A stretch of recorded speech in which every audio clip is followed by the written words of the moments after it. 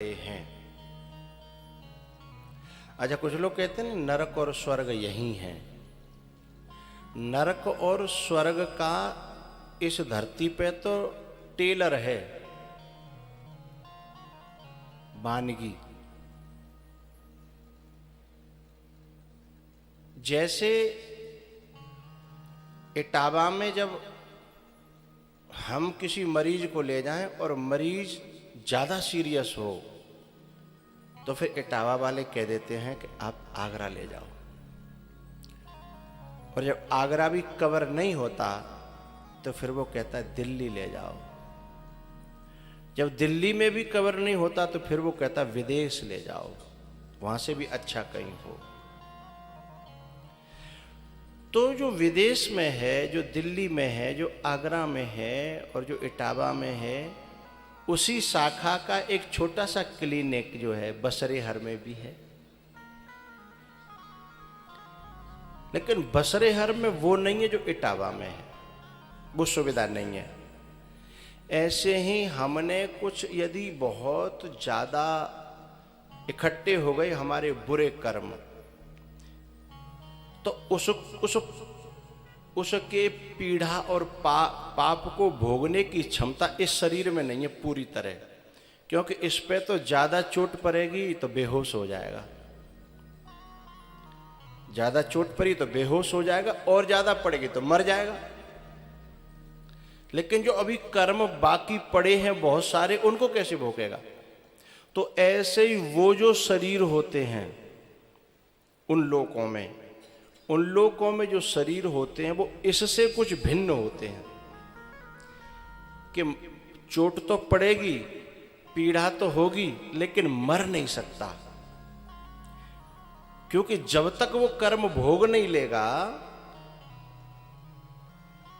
अच्छा, जैसे मरीज आधा अधूरा ठीक हो जाता है ना बड़े हॉस्पिटल में, तो कहते हैं अब आप घर ले जाओ या अपने घर का आसपास का कोई क्लिनिक हो, आराम से वहां दवाई चलती है। तो छोटे मोटे पापों का भोग ही इस शरीर से हो सकता है, और छोटे मोटे पुण्यों का भोग ही इस शरीर से हो सकता है। जब ज्यादा पुण्य हो जाए तो स्वर्ग की व्यवस्था है, बड़ा हॉस्पिटल है। बड़े पुण्य हो तो और बड़े पाप हो तो नरकों की व्यवस्था है। लेकिन छोटे मोटे तो इस धरती पे ही भोग लिए जाते हैं। लेकिन जब ज्यादा होता है ना तो फिर यानी तो वो जो एक छोटे से क्लिनिक है इस धरती पे, इस मृत्यु लोक में, तो कहते हैं ना स्वर्ग नरक सब यही है। इस शब्द को ऐसे समझो, स्वर्ग नरक यहां भी है, यही है नहीं, यहां भी है। छोटा सा एक नमूना, लेकिन वो एक बहुत छोटी वो है। तो जब कर्मों का लेखा जोखा जब हुआ, सुखदेव जी ने बताया,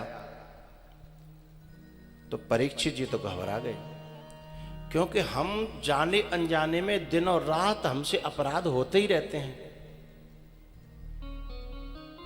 तो बोले इनका कोई उपाय नहीं है प्रभु?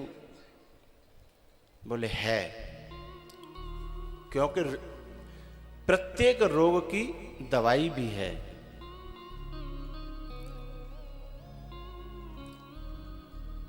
तो बताइए। तब उन्होंने कहा 3 दवाएं हैं। पहली दवा भगवान का गुरु के मुख द्वारा दिया हुआ मंत्र, नाम, उसका जाप हमारे पापों को नष्ट करता है। दूसरा,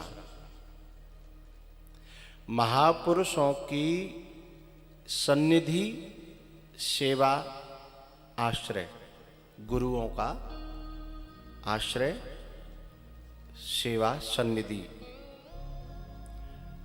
2 उपाय हो गए। और तीसरा है भगवान की कथा का श्रवण और गायन, जो अभी तुम कर रहे हो, श्रवण कर रहे हो ना। जय। ये भी पापों को खा जाती है। सिंह शब्दाद वृका इव, जैसे शेर की दहाड़ से और भेड़िए जंगल में कहीं छुपे बैठे हों तो भगदड़ मच जाती है ना, उन्हें एक दहाड़ दे तो समझते हैं आ गया, खा जाएगा। ऐसे ये कथा जब दहाड़ती है ना, तो अंदर के जो भेड़िए स्थिति, हृदय की स्थिति कुछ अलग होगी। लेकिन जब पांडाल के बाहर जाके तक तकाने बैठे रहते हैं, यहां मार पड़ रही थी तो भाग गए, लेकिन जैसे हम पांडाल से बाहर निकले सोई अपनी अपनी खोपड़ी पहचानते, बोले ये खोपड़ी मेरी है, बोले ये मेरा है, ये मेरा है, सब वहीं आके बैठ जाते हैं। तो पांडाल से निकलने के बाद जब निरंतर जो कथा सुनता है, फिर वो सोचते हैं कि भाई अब यहाँ हमारी दार गरेगी नहीं, फिर उन्हें निर्लिप हमेशा हमेशा के लिए भागना पड़ता है। इसलिए तो कहा गाई राम है, सुमिरी है राम है, संतत सुनिए। संतत माने निरंतर, दिन और रात, संतत सुनिए राम गुण ग्राम है। जब जब कोई व्यक्ति इसके अधीन हो जाता है, जैसे तमाकू खाने वाले को लत लग जाती है, फिर वह चाहे भीख मांगनी पड़े, लेकिन जब तक वह मिल नहीं जाएगा तब तक चैन पड़ेगा नहीं। ऐसे ही कथा भी एक आदत बन जाए, एक हैबिट बन जाए, एक लत बन जाए, तो फिर उन विकारों को हमारा हृदय, हमारी खोपड़ी छोड़नी पड़ेगी, क्योंकि अब वहाँ डेरा पड़ गया किसी और का। भगवान ने कथा के रूप में डेरा डाल लिया, अब इसको जगह ही नहीं है। भगवान का नाम ही अघहारी है, पापहारी है, पापों को खाने वाले।